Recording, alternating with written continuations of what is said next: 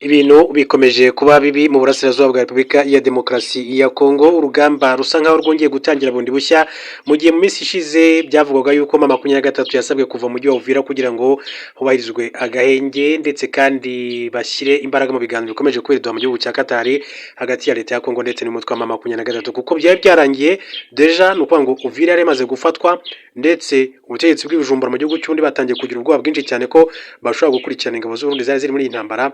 Ariko icyo gihe M23 yasobanuraga ko nta mpamvu n'imwe yatuma irenga umupaka ikajya mu gihugu cy'u Burundi. Gusa nyuma yaho babisabwe na Leta Zunze Ubumwe za Amerika baje gufata ingingo yo kuva muri uwo mujyi wa Uvira. Hanyuma amakuru atugera aha ngaha biravugwa yuko M23 yahise iva mu mujyi wa Uvira iza mu bindi bice bitandukanye, ariko ikomeje kugabwaho ibitero bitandukanye, ndetse n'ubu hari amakuru atugeraho mabi cyane ku bayobozi ndetse no ku mutwe wa M23 muri rusange, kuri General Sultan Makenga usanzwe ayoboye uyu umutwe wa M23 mu rwego rwa gisirikare. Ibitero bikomeye cyane nyuma yaho ku munsi w'ejo iyi M23 yahanuraga indege ya Sukhoi 25 yari yarabazengereje igenda ibaraso mu buryo bumwe cyangwa se ubundi, abarwanyi ba M23 bakajya batakariza ubuzima. Nyuma yaho ku munsi w'ejo kandi ubwato bwa M23 bw'intambara bwaje kuraswaho n'igisirikare cya FARDC, hanyuma kikaza kugira iki kikaza bukaza kwangirika, ndetse bikanavuga ko n'abasirikare bose hafi ya bose bari baburimo baje kwitaba Imana cyangwa se baje gupfira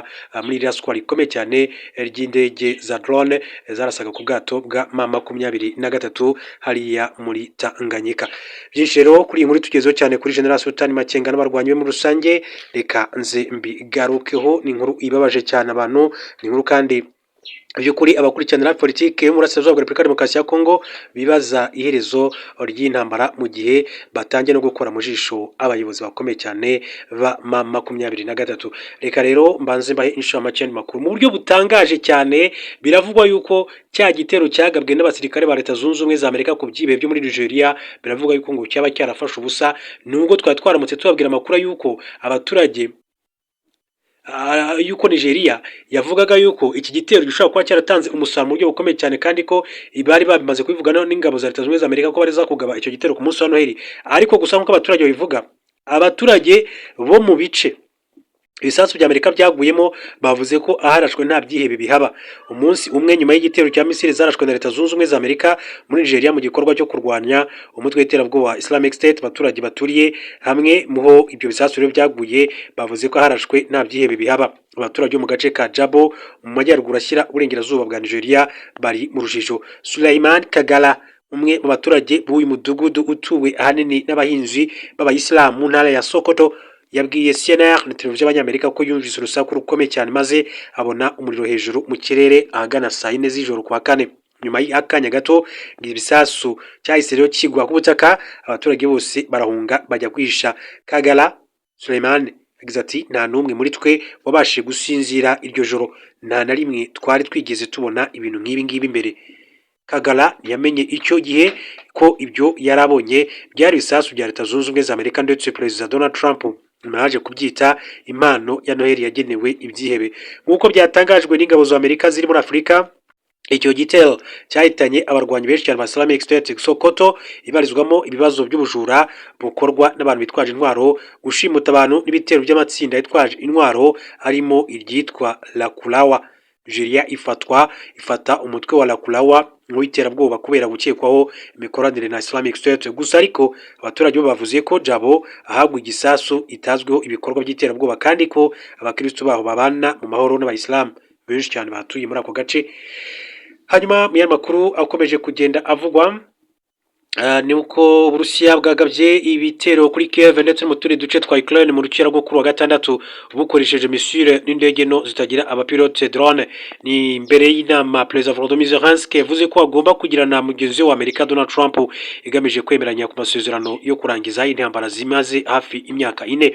Ibisasu byaturikiye Kiev mu gihe ingabo za Ukraine zirinda ikirere zatangiraga ibikorwa byo gushaka kubishwanyaguza. Ingabo zirwanira mu kirere zavuze ko drone z'Uburusiya zari zigamije kurasa mu murwa mukuru no mu tundi duce two mu majyaruguru ashyira uburasirazuba ndetse no mu majyepfo y'igihugu.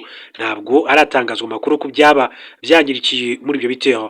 Mu ijoro ryo kuwa kane Uburusiya bwagabye igitero gikomeye cyane ku bikorwa remezo by'ingufu za Ukraine, byongera imbaraga mu bitero byibasiye akarere ka Odessa ko mu majyepfo. hanyuma kandi Trump yatanze icyizere ku masezerano y'amahoro. Perezida Donald Trump wa Leta Zunze Ubumwe za Amerika, Donald Trump yizeye ko hari amahirwe menshi cyane yo kugera ku mahoro hagati y'Uburusiya na Ukraine kandi ko bizaganirwaho mu ruzinduko rwa Perezida Volodymyr Zelensky kuri icyo cyumweru. Mu kiganiro kuri telefone yagiranye n'ikinyamakuru New York Post ku 26 Ukuboza, Bwana Trump yagize ati ntekereza ko ubu bashaka kubikora kandi ntekereza ko n'Uburusiya bubishaka, ariko buri gihe iyo umwe ashaka kubikora undi ntabyemera. Trump yavuze ibi mbere y'inama ateganya kujyana Volodymyr Zelensky wa Ukraine kwa 28 Ukuboza iwe i Mar-a-Lago. Zelensky azageza kuri Trump umushinga mushya w'amahoro ugizwe n'ingingo 20 wavuguruwe. Ni gahunda yari igizwe n'ingingo 28 yateguwe mu mushinga mu Gushyingo n'abahagarariye Trump mu biganiro Steve Witkoff ndetse na Jared Kushner. Kuko bivugwa rero iyo gahunda nshya ya Kiev ikuyemo igitekerezo cyo gushyiraho uduce turangwamo ingabo dukorerwamo ibikorwa by'ubukungu, ariko kugeza Perezida w'Uburusiya Vladimir Putin ntaragira icyo abivugaho. Mu cyifuzo cye nyamukuru ni uko Ukraine yareka kugenzura uduce dusigaye tw'intara ya Donetsk. Trump yabwiye Politico mu kindi kiganiro ko atazemeza gahunda za Zelensky kugeza ubu.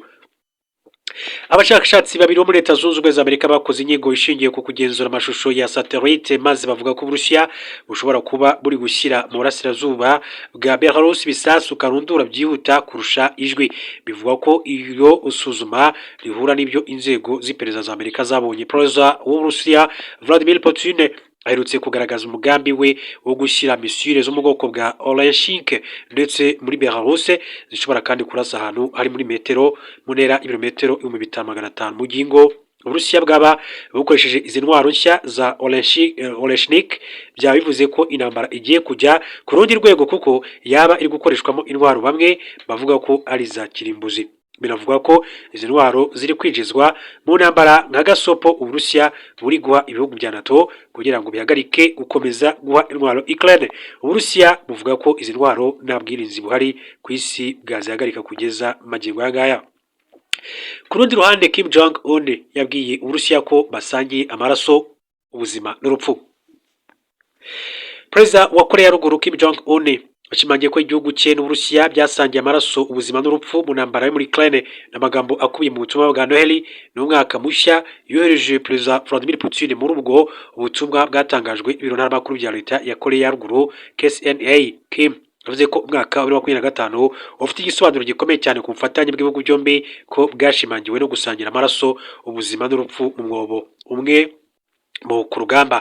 Korea ya Ruguru kandi yemeje muri Mata ko yohereje ingabo zayo mu gufasha mu bikorwa bya gisirikare by'Urusiya muri Ukraine, ndetse ko bamwe mu basirikare bayo bishwe mu mirwano. Mu kwezi gushize Pyongyang yemeye kandi ko yohereje ingabo zo gutegura ibisasu mu karere ka Kursk mu Rusiya muri Kanama, uko bagiye babigarukaho. Ikaze rero muri aya makuru yacu. Mu burasirazuba bwa Repubulika Demokarasi ya Kongo imirwano yongeye gukomera hagati ya M23 ndetse n'ihuriro ry'ingabo za leta, ndetse bikavuga ko ibintu bitifashe neza ku barwanyi ba M23, aho bakomeje gutakaza ubuzima ari benshi cyane. Kuko nk'ubu amakuru avuga yuko FARDC yarashe ubwato bubiri bwa M23. Ingabo za Repubulika Demokarasi ya Kongo kuri uyu wa gatanu tariki 26 Ukuboza zarashe amato abiri y'inyeshyamba zo mu mutwe wa M23. Ubwo bwato bwarasiwe ku cyambu cya Karundu giherereye ku kiyaga cya Tanganyika mu gace ka Makobola ko muri teritwari ya Fizi mu ntara Kivu y'Amajyepfo. Amakuru akavuga ko drone ya FARDC niyo yarashe ubwo bwato, ndetse amakuru avuga ko abasirikare bose bari baburimo bahise bitaba Imana. Usibye kuba FC 23 yarasiwe ubwato, amakuru avuga ko ejo kuwa kane nimugoroba ingabo zayo zari ziri muri Makobola zavuye, bikarangira FARDC na Wazalendo binjiye muri aka gace nyuma y'imirwano yabereye ku misozi ya Kasekezi, Bangwe ndetse na Ngarula na Makobola ikikije uriya mujyi muto uri hagati ya teritwari ya Fizi ndetse na Uvira. Ari makuru avuga ko kuri wa gatanu imirwano ikomeye cyane yongeye kandi kubura hagati y'inyeshyamba n'ingabo zirwana ku ruhande rwa leta ya RDC mu gace ka Katongo no mu nkengero z'uduce twa Kingongo na Kibimba duherereye mu biretero bibarirwa 8 uvuye ku cyambu cya Uvira, nk'uko amakuru akomeza kugenda abishimangira muri rusange. Hagati aho kandi muri Rucuru hari makuru avayo aravuga yuko ibintu bitifashe neza muri rusange, ndetse ngo Wazalendo iravugwaho gutega igico M23 igatwika imodoka yayo. Ingabo z'umutwe wa AFC 23 bari ku burinzi ku muhanda wa Goma Rucuru muri parike y'igihugu ya Virunga biravuga ko zaguye mu gico zari zatezwe n'abarwanyi ba Wazalendo kuwa gatatu tariki 24 ukuboza 2025. Igico bivuga ko izo ngabo zategewe hafi y'agace ka Rumangabo muri teritwari ya Rucuru. Amakuru avuga ko ubwo byabaga impande zombi zarasanye birangira imodoka ya AFC 23 itwitswe nyuma yuko ingabo zayo zari zimaze gutatanywa na Wazalendo. Muri make bikagaragara ko iyi minsi mikuru idakomeje guhira abarwanyi ba M23 nkuko rero amakuru atugera akomeza kugenda abishimangira. Amakuru avuga ko ubwo byabaga impande zombi ngo zarasanye birangira rero imodoka ya AFC 23 itwitswe nyuma yuko ingabo zayo zari zimaze rero gutatanywa na Wazalendo. Bivuga ko muri iyo mirwano kandi ko hari ingabo za AFC 23 zaba zarishwe nubwo uyu mutwe utaremeza cyangwa se ngo unyomoze ayo makuru. Kimwe mu bitangazamakuru dukesha inkuru ivuga ko imirwano yaciye igikuba mu baturage bo muri kariya gace, ndetse amakuru avuga ko ejo kuri Noheli ibintu byari bikimeze nabi by'umwihariko mu duce twa Rumangabo, Karambi ndetse na Rugari. Bivuga ko Wazalendo kandi nyuma yo kugaba kiriya gitero mu buryo bwa gicengezi zahise ziva muri ako gace kamaze igihe kirekire kagenzurwa na M23 nk'uko ayo makuru akomeza kugenda babishimangira muri rusange. Mu yandi makuru akomeza kugenda avugwa muri Leta Zunze Ubumwe za Amerika, inkuru itangaje cyane biravuga yuko umunyamerika utuye muri leta ya Arkansas yatsindiye miliyari 1,800 z'amadolari y'Amerika, ni ukuvuga asaga miliyari 2,600 amafaranga y'u Rwanda muri tombora yabaye ku mugoroba ubanziriza Noheli. Nk'uko byatangajwe n'abategura tombora, ni umuntu wa kabiri utsindiye amafaranga menshi. Agahigo gasanzweho nako umuntu watsindiye miliyari 4,200 z'amadolari y'Amerika mu Gushyingo 2022. Abatsindiye ibihembo byabo binyuze muri Powerball bashobora guhitamo guhabwa ayo mafaranga yose mu gihe cy'imyaka 30 cyangwa se bakayahabwa inshuro imwe. Iyo uhisemo rero ko yahabwa inshuro imwe, hari ayo ukatwa ku buryo nk'uyu watsinze yacyura miliyoni 834 z'amadolari y'Amerika. Kugira ngo rero umuntu abashe kugerageza amahirwe ye bisaba ko agura itike y'amadolari 2. Amahirwe yo gutsindira igihembo muri tombora aba ari menshi, ariko ntabonwa na buri wese. Itike imwe iba ishobora kandi gutuma umuntu atsindira miliyoni 292 ndetse n'ibihumbi 200 by'amadolari y'Amerika. Ngaye nguko rwose ngayo nguko. Reka rero turebe n'andi makuru atandukanye akomeje kugenda avugwa. Duce mu gihugu cy'u Burundi. Mu gihugu cy'u Burundi ku myaka 50 yasubiye mu ishuri ryisumbuye kubera akarengane. Umugabo w'imyaka 50 witwa Zephline Nkunzimana utuye muri komine Muramvya mu ntara y'Igitega yamenyesheje perezida w'u Burundi Evariste Ndayishimiye ko yasubiye kwiga mu ishuri ryisumbuye bitewe n'ihungabana ryaturutse ku karengane yakorewe n'abayobozi. Nkunzimana Zephline yagejeje kuri perezida Evariste Ndayishimiye iki kibazo ku 26/25 ubwo uyu mukuru w'igihugu yasubirizaga ibibazo by'abaturage n'abanyamakuru muri stade ya Muramvya. Umuturage yagize ati, ndi umwe mu barundi bagize ibibazo by'imanza z'ubutaka kugeza aho uyu munsi nasubiye mu mashuri yisumbuye mfite imyaka 50, mfite umugore n'abana 7 kubera ibyo bibazo by'ubutaka. Perezida Evariste Ndayishimiye yagaragaje ko atumvaho akarengane kajyanye n'amakimbirane ashingiye ku butaka gahurira no gusubira ku ishuri. Amubaza niba ibyo bintu bihura. Nkunzimana amusubije ati, naburanye ikibazo cy'ubutaka byarahuye kuko uko nari ndimo kurengana iyo ntajya mu ishuri ngo nsubize umutwe hamwe. Ati mba ndi mu muhanda kuko narafunzwe igihe kinini ndi kurengana, aho numvise moto aruguru y'urugo iwanjye ngahunga OPG aje kuntwara ngo anjyane muri kasho. OPG uyu muturage yavugaga ko yajyaga rero kumufunga n'umupolisi wo mu ishami rishinzwe ubutabera. Abapolisi nk'aba nabo baba bashinzwe gukora iperereza ku bakekwaho ibyaha. Nkunzimana yasobanuye ko muri iki gihe ikibazo cye kiri mu nzira yo gukemuka kuko minisitiri w'ubutabera yamwakiriye kabiri amwizeza ubufasha, nk'uko uyu muturage yakomeje kugenda abivuga muri iki gihugu cy'u Burundi. Hanyuma kwemera leta ya Somaliland nk'igihugu kigenga byateje impaka zikomeye cyane. Ibihugu byinshi n'imiryango mpuzamahanga bikomeje kwamagana icyemezo cya guverinoma ya Israel yo kwemeza Somaliland nk'igihugu kigenga kitabarizwa muri Somalia. tariki 26 Ukuboza 25 nibwo Minisitiri w'Intebe w'Ububanyi n'Amahanga ba Israel bashyize umukono ku itangazo ryemeza ko Somaliland ari igihugu kigenga, bagaragaza ko biteguye kandi gutangira ubufatanye hagati y'impande zombi mu rwego rw'ubuhinzi, ubuzima, ikoranabuhanga ndetse n'ubukungu.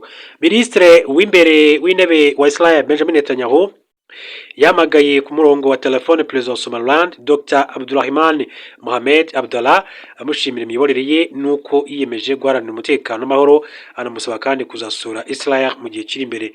Perezida wa Somaliland yatangaje ko tariki 26 Ukuboza ari umunsi w'amateka kuko ku nshuro ya mbere iyi leta yabonye igihugu cya mbere cyemeza ko ari igihugu kigenga. Kuri we ibyo nibyo baharaniye mu gihe kirenze imyaka 30. Ati iyi ntambwe ishimangira ukuri kugaragara kuva kera. Somaliland yujuje ibisabwa n'amategeko, politike n'inzego kugira ngo yemerwe nk'igihugu ku rwego mpuzamahanga. Guverinoma ya Somalia, Umuryango wa Afurika Yunze Ubumwe, Turukiya, Misiri, Djibouti na Leta Zunze Ubumwe z'Abarabu byamaganye icyemezo cya Israel cyo kwemeza ko Somaliland ari igihugu kigenga. Somalia yamaganye icyemezo cya leta ya Israel. Ku ikubitiro ivuga ko kwemeza Somaliland nk'igihugu bivogera ubusugire bwayo. Yasobanuye ko Somaliland ikiri igice cy'igihugu nubwo imaze imyaka 30 ifite inzego zigenga. Leta ya Somalia yanaburiye kandi amahanga ko kwemeza Somaliland nk'igihugu kigenga byashyira mu kaga umutekano mu ihembe rya Afurika, bigatera n'andi matsinda y'abaturage bo muri iki gihugu gushaka kwitandukanya nacyo. Yagize ati Leta Yunze Ubumwe ya Somalia irahamagarira abaturage gukomeza kunga ubumwe, kuba maso no kudacogora mu kurengera ubusugire n'ubwigenge bw'igihugu. Irahamagarira ibihugu byose n'abafatanyabikorwa mpuzamahanga kubaha amategeko mpuzamahanga, kubahiriza amahame yo kutivanga mu bibazo by'abandi, kurengera ubusugire bw'ibihugu ndetse no kugira imyitwarire iboneye mu nyungu z'amahoro, ituze n'umutekano mu ihembe rya Afurika. African Union yongeye kandi gushimangira politiki yayo imaze igihe yo kubahiriza imbibi zaciwe mu gihe cy'ubukoloni, ivuga ko kwemeza Somaliland nk'igihugu kigenga bigamije gusenya ubumwe bw'abaturage ndetse no kuvogera ubusugire bwa Somalia. Umuryango w'Abarabu kandi umuryango w'ibihugu by'Abayisilamu ndetse n'umuryango w'ibihugu byo mu kigobe cya GCC nayo yamaganye icyemezo cyo kwemeza Somaliland nk'igihugu kigenga, isobanura ko ari igikorwa kinyuranyije n'amategeko mpuzamahanga kandi gishobora guhungabanya umutekano w'akarere. Ibihugu n'imiryango mpuzamahanga byagaragaje impungenge bitewe n'uko kwemerwa kwa Somaliland nk'igihugu kigenga bishobora gutuma n'ibindi bice byo hirya no hino ku isi bishishikarira gushaka ubwigenge, ubumwe n'umutekano w'abaturage kandi bikajya mu kaga. Somaliland yo ivuga ko ikibazo cyayo cyihariye. Iyi leta yiyometse kuri Somalia mu mwaka w'1960 ubwo yigobotoraga ubukoloni bw'Abongereza. Kubera imvururu zaranze Somalia mu myaka yakurikiyeho zatumye muri Somaliland bashaka kongera kuba bonyine mu mwaka w'1939. Mu mwaka w'1980 abo muri Somaliland bashinjaga leta ya Somalia kubatoteza. Baremye umutwe witwaje intwaro wa CNM, Somali National Movement, wari ugamije guhangana n'ubutegetsi bwa Siad Barre kugira ngo yemere ko ubutaka bwabo busubirana ubwigenge. Mu mwaka w'1991 CNM nakuye ubutegetsi bwa Barre itangaza ubwigenge bwa Somaliland. Kuva ubwo yubatse inzego zayo za politike n'imiyoborere, inzego z'umutekano zayo, igira n'ifaranga ryayo. Icyaburaga muri imyaka ishize ni ukwemerwa n'ibihugu nk'igihugu kigenga. Mu mwaka ushize Somaliland yari ituwe n'abaturage barenga miliyoni 6,250,000. Umusaruro mbumbe wayo wageze kuri miliyari 4,000 ndetse na $280 z'amadolari y'Amerika ku mpuzandengo y'amafaranga y'umutungo wayo yinjiza mwaka n'amadolari $912. Muri rusange rero Somalia yari ituwe n'abaturage miliyoni 19 mu mwaka ushize. Umusaruro mbumbe wayo wari miliyari 11,000 ndetse na miliyoni 900 z'amadolari y'Amerika, mu gihe umuturage yinjije amadolari 629 n'igice ku mpuzandengo. Abayobozi ba Somaliland uko bagiye basimburana bavuze ko kwemerwa ku rwego mpuzamahanga nk'igihugu kigenga ari ngombwa kugira ngo ibyagezweho byose byemerwe n'amategeko mpuzamahanga agenga ubusugire n'ubwigenge bw'ibihugu. Mu gihe Somaliland itaremerwa nk'igihugu, ntishobora kandi kuba umuryango w'imiryango mpuzamahanga nka Loni cyangwa se guhabwa inguzanyo n'ibigo by'imari mpuzamahanga nka Banki y'Isi n'Ikigega Mpuzamahanga cy'Imari. Ibi bibuza amahirwe yo kubona rero inkunga z'iterambere, gukura ishoramari rituruka hanze no kwinjira neza mu bucuruzi mpuzamahanga. Hanyuma kutemererwa mu mategeko mpuzamahanga bituma abashoramari b'abanyamahanga kuko rero baba babona ibikorwa byabo bishobora kandi kujya mu kaga bitewe n'uko baba bakorera ku butaka butishingiwe. Ibaye yemewe byayifasha no guteza imbere ibikorwa byabo by'ingirakamaro birimo icyambu cya Berbera kiri ku nyanja y'Abahinde. Nubwo Somaliland yagumanye kandi umutekano ugereranyije no mu majyepfo ya Somalia, kuba itaremerwa bituma igorwa no kuba yakorana n'ibindi bihugu kugira ngo rero bishireho ingamba zigenga zo kubungabunga umutekano wayo kurushaho. Abdirashid Duwale ni umwe mu bantu bazwi bo muri Somaliland, niwe washinze sosiyete yitwa Dahabshiil itanga serivisi zo kohereza ndetse no kwakira amafaranga inakorera mu gihugu cy'u Rwanda. Akaba rero ari byo bikomeza kujya bivuga kuri Somaliland. Somalia rero rwose ikaba nayo yavuze ati nyamara kwemeza iki gihugu bishobora guteza akaga gakomeye cyane. Nari nababwiye ko ku munsi w'ejo nubwo M23 ikomeje kugabwa ibitero biteye ubwoba, ku munsi w'ejo bivugwa ko M23 yahanuye indege ya Sukhoi 25 ya FARDC. Umutwe wa AFC 23 kuri wa gatanu tariki 26 Ukuboza yahanuye indege y'intambara yo mu bwoko bwa Sukhoi 25 n'ingabo za Repubulika Iharanira Demokarasi ya Kongo FARDC. Indege yahanuriwe mu gace ka Kigongo muri teritwari ya Fizi mu ntara ya Kivu y'Amajyepfo. Amakuru avuga ko iriya ndege yarashwe mu gihe yari iriwe igaba ibitero ku birindiro by'umutwe wa AFC 23 birimo n'ibyagabwe mu mujyi wa Bukavu, uko amakuru abivuga. Amashusho yashyizwe ku mbuga nkoranyambaga rero yerekana ibisigazwa by'iriya ndege yaguye ku nkengero z'ikiyaga cya Tanganyika nyuma yo kuraswa. M23 yarashe iriya Sukhoi 25 mu gihe amakuru avuga ko mu gitondo cyo kuri wa gatanu FARDC nayo yari yashoboye kurasa ubwato bubiri bwayo. Imirwano kuri wa gatanu kandi yiri wisakiranya impande zombi mu duce twa Katongo na Kigongo two muri teritwari ya Fizi. Ibyo rero bakomeza kugenda bivugwa. Nshimira cyane abantu mwese mwakomeje kutwara ko tuba turi kumwe, yaba bari imbere mu gihugu cy'u Rwanda, yaba namwe mwagiye mudukurikira muri mu bihugu bitandukanye byo ku mugabane wa Afurika, cyane cyane mu bihugu byo mu karere k'ibiyaga bigari. Nayo makuru menshi cyane tuba twagiye tunagarukaho, bari mu gihugu cy'u Burundi, Repubulika Demokarasi ya Kongo, Tanzania ndetse n'igihugu cya Uganda. Hanyuma namwe mwadukurikiye muri mu Bufaransa, Belgique, Canada, Leta Zunze Ubumwe za Amerika, Ubwongereza, muri benshi cyane kandi mwagiye mubitwereka. Reka mbifurize rero gukomeza kugira